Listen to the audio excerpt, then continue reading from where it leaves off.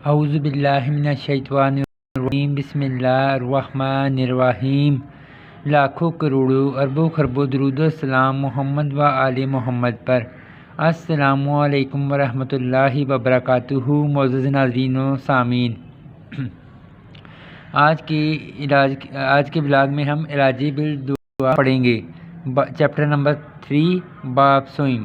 لیکن اس سے پہلے آپ سے پرزور درخواست ہے، ریکویسٹ ہے، التماس ہے کہ برائے مہربانی ویڈیو کو لائک، شیئر اور چینل کو سبسکرائب کر کے مجھے سہارا دیں، مجھے سپورٹ کریں، غربت کو ختم کرنے میں میری مدد کریں، مجھ سے غریبی کو دور کریں۔ اللہ پاک آپ کو اپنے ایمان میں رکھے، اللہ پاک آپ پہ لاکھوں کروڑوں رحمتیں فرمائے۔ طبیب روحانی و جسمانی آقا دو عالم صلی اللہ علیہ وسلم دونوں طریقوں یعنی علاج بالقرآن والدعا اور علاج بالدعا منقول ہے۔ یاد رکھیے کہ منہ سے نکلے ہوئے الفاظ اپنے اندر زبردست تاثیر رکھتے ہیں۔ دور جدید کے بعض نام نہاد دانشور اور علاج بالدعا عرف عام میں دم درود سے علاج کا انکار کرتے ہیں۔ ان کے خیال میں الفاظ اپنے اندر کوئی تاثیر نہیں رکھتے، حالانکہ یہ بات غلط ہے۔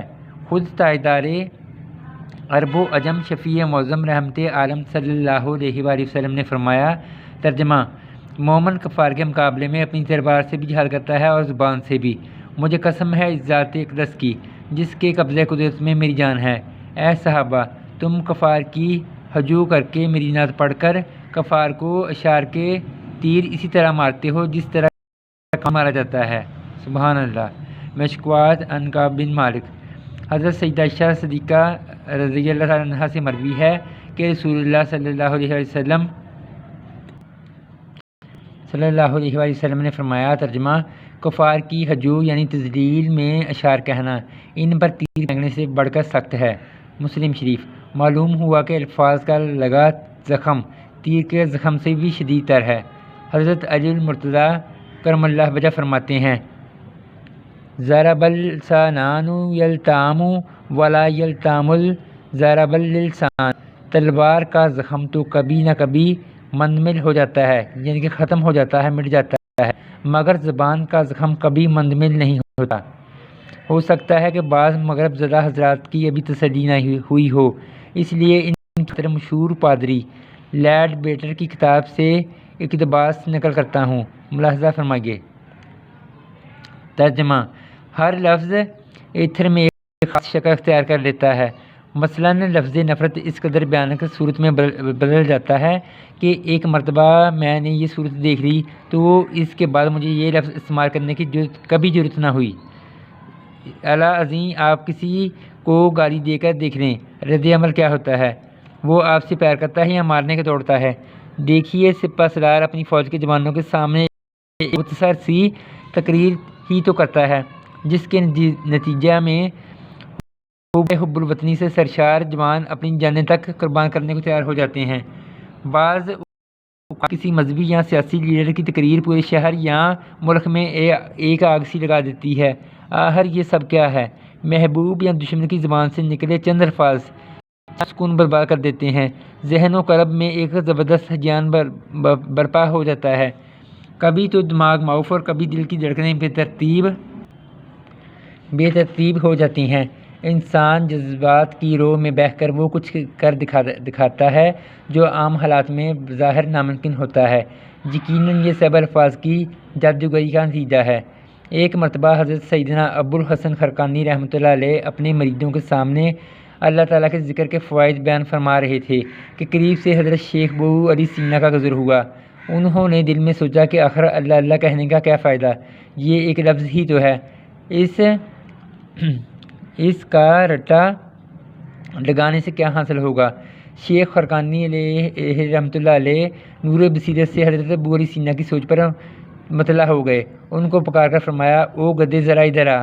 یہ الفاظ شیخ ابو علی سینا پر بجلی بن کر گرے اور وہ غصے میں آپے سے باہر ہونے لگے تو شیخ ابو الحسن خرقانی نے فرمایا، ابو علی، میں تم کو سمجھانا چاہتا ہوں، مجھے بتاؤ تم پر لفظ حمار گدے کا اثر کیسے ہو گیا، حالانکہ یہ تو ایک حقیر جانور کا نام ہے، ذرا سوچو، پھر وہ لفظ بے اثر کیوں کر ہو سکتا ہے، کیسے ہو سکتا ہے جو اس ذات بابرکت کا اسم ذی شان ہے، جو کہ قادر مطلق بھی ہے اور خالق کائنات بھی۔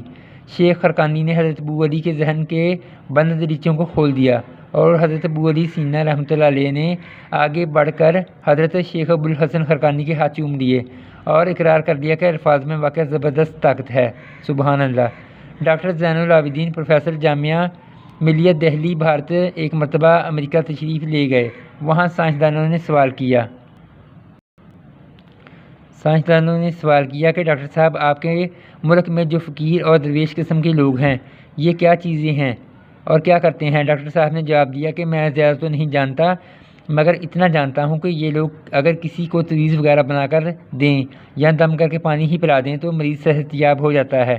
سائنسدان حیران ہو کر پوچھا کہ وہ پڑھتے کیا ہیں؟ ڈاکٹر صاحب نے فرمایا قرآن کریم، مثلاً سورہ فاتحہ شریف۔ انہوں نے کہا تو اچھا آپ پڑھیں، اور ہم فضا کا ایک خاص قسم کے نو ایجاد کیمرے سے فوٹو لیتے ہیں تاکہ پتہ چلے کہ یہ کیا ہے۔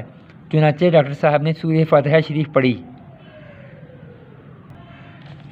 انہوں نے تصویریں اتاریں اور سورہ فاتحہ شریف 3-4 مرتبہ پڑھائی گئی اور ہر مرتبہ فضا تاثرات کو فرمایا گیا۔ پھر جب ان کا مشاہدہ کیا گیا تو سائنسدانوں کے منہ کھلے کے کھلے رہ گئے۔ پھر وہ نہایت ہی معتجبانہ انداز میں گویا ہوئے، عجیب بات ہے، سورہ فاتحہ پڑھنے سے وہی تاثرات فضا میں پیدا ہوئے جو ہمارے سینیٹوریم میں ہیں۔ پھر انہوں نے ڈاکٹر صاحب کے سامنے وضاحت کی کہ یہ سینیٹوریم ہم نے سائنٹیفک طریقے سے اختیار کیا ہے۔ اس میں مختلف قسم کے مناظر، صوتی لہروں اور روح پرور خوشبوؤں کو یکجا کر کے ایسی صحت افزا فضا پیدا کر دی ہے جس کے اندر رہ کر مریض بغیر دوا کھائے محض اس کے اثرات کی بدولت صحت مند ہونے لگتا ہے۔ باحوالہ بسم اللہ اور ہماری زندگی۔ یہ تحقیق تو آج کی سائنس کی ہے۔ اس حقیقت سے 1400 سال پہلے میرے آقا رسول اللہ صلی اللہ علیہ وسلم نے پردہ اٹھا دیا تھا۔ حضرت ابو سعید خضری رحمۃ اللہ علیہ روایت کرتے ہیں کہ حضرت اسید بن حضیر رضی اللہ عنہ نے فرمایا ایک رات وہ سورہ بقرہ کی تلاوت کر رہے تھے، ان کا گھوڑا ان کے قریب ہی بندھا ہوا تھا، یکا گھوڑا اچھلنے لگا۔ حضرت اسید بن حضیر نے تلاوت بند کر دی تو گھوڑا بھی رک گیا۔ آپ نے تلاوت شروع کی تو گھوڑا پھر اچھلنے لگا، جو ہی تلاوت بند کی تو گھوڑا بھی خاموش کھڑا ہو گیا۔ آپ نے پھر تلاوت شروع کی تو گھوڑا پھر کودنے لگا۔ الغرض جب بھی وہ پڑھتے گھوڑا اچھلنے لگتا اور جب خاموش ہو جاتے تو گھوڑا بھی رک جاتا، یہاں تک کہ آپ نے پڑھنا بند کر دیا۔ آپ کا بیٹا یحییٰ گھوڑے کے قریب لٹا ہوا تھا۔ آپ نے اسے ایک طرف سرکا لیا اور ڈرے کہ کہیں گھوڑا اسے کچل نہ ڈالے۔ پھر جو انہوں نے آسمان کی طرف دیکھا تو بادل نما ایک شے نظر آئی جس سے اس طرف روشنیاں پھوٹ رہی تھیں کہ گویا سب چراغ روشن ہیں۔ صبح کو حضرت اسید رضی اللہ عنہ نے یہ واقعہ بارگاہ رسالت مآب صلی اللہ علیہ وسلم میں عرض کیا تو حضور صلی اللہ علیہ وسلم نے فرمایا اے ابن حضیر تجھے پڑھتے رہنا چاہیے تھا۔ حضرت اسید بن حضیر نے عرض کیا یا رسول اللہ صلی اللہ علیہ وسلم میں ڈر گیا کہ کہیں گھوڑا میرے بچے ہی کیوں نہ رون ڈالے، کیونکہ یحییٰ گھوڑے کے قریب تھا۔ میں نے اسے ایک طرف سرکا دیا، پھر جو آسمان کی طرف دیکھا تو بادل کی مانند ایک شے دیکھی جس سے روشنی کی شعاعیں نکل رہی تھیں۔ میں نے گھر سے باہر آ کر دیکھا تو وہ بادل نہ تھا، یعنی غائب ہو گیا۔ حضور نبی کریم صلی اللہ علیہ وسلم نے فرمایا کیا تجھے معلوم ہے وہ کیا تھا؟ حضرت اسید نے عرض کیا کہ نہیں۔ آپ صلی اللہ علیہ وسلم نے فرمایا وہ اللہ تعالیٰ کے فرشتے تھے جو تیری تلاوت قرآن شریف کو سننے کے لیے آئے تھے۔ اگر تم تلاوت کرتے رہتے تو وہ فرشتے صبح تک موجود رہتے اور نہ چھپتے، یہاں تک کہ لوگ ان کی زیارت کر لیتے۔ سبحان اللہ۔ بخاری مسلم شریف۔ آج کا ولاگ یہیں پہ ختم کرتے ہیں۔ تمام معزز ناظرین و سامعین، پیارے بہن بھائیوں، آپ سے پرزور ریکویسٹ ہے، درخواست ہے، التماس ہے کہ برائے مہربانی ویڈیو کو لائک، شیئر اور چینل کو سبسکرائب کر کے شکریہ کا موقع دیں، مجھے سپورٹ کریں، میری مدد کریں۔ اللہ پاک آپ کو اپنے حفظ و امان میں رکھے۔ اللہ پاک آپ پہ لاکھوں کروڑوں اربوں خربوں رحمتیں فرمائے۔ آگے انشاءاللہ ہم اگلے ولاگ میں بقیہ پڑھیں گے انشاءاللہ۔ تب تک کے لیے اجازت دیجیے۔ اللہ حافظ۔